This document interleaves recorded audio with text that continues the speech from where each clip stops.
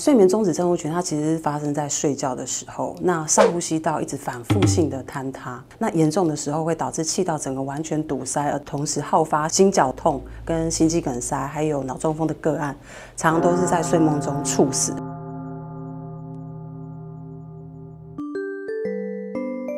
嗨，大家好，我是万众让你安心的居家医疗人员心怡姐姐。近期报章杂志报道，因为另外一半不举而带着就医，进而诊断出有呼吸睡眠中止症候群的相关的问题。到底什么是呼吸睡眠中止呢？在影片开始分享之前，请大家帮我们按赞、订阅、分享，开启小铃铛哦。睡眠呼吸中止症它其实是一种睡眠障碍，那它好发于男性肥胖、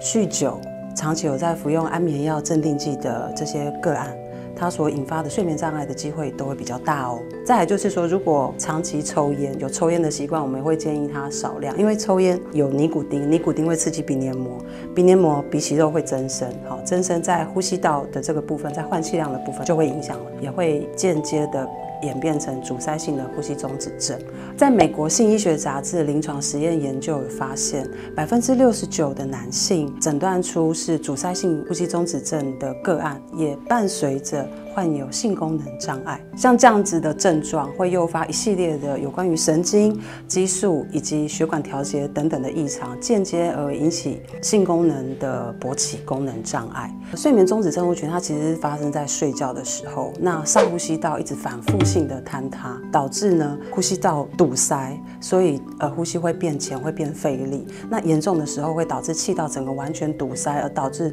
呼吸不顺，氧气供应量不足。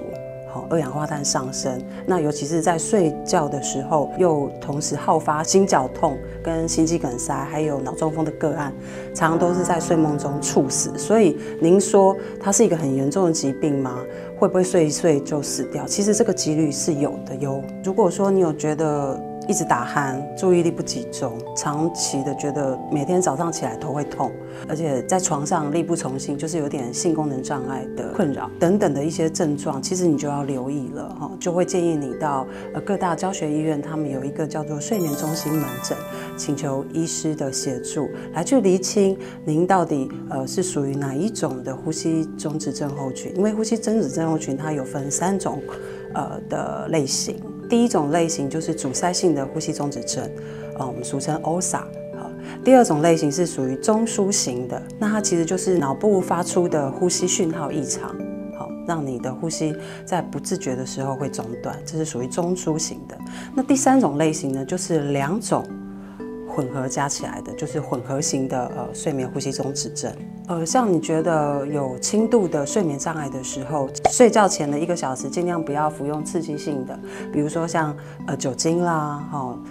还有就是咖啡啦。因为如果长期有在喝酒精的话，酒精它会让你的整个肌肉会很放松，那肌肉很放松，呼吸道就会松弛，那导致打鼾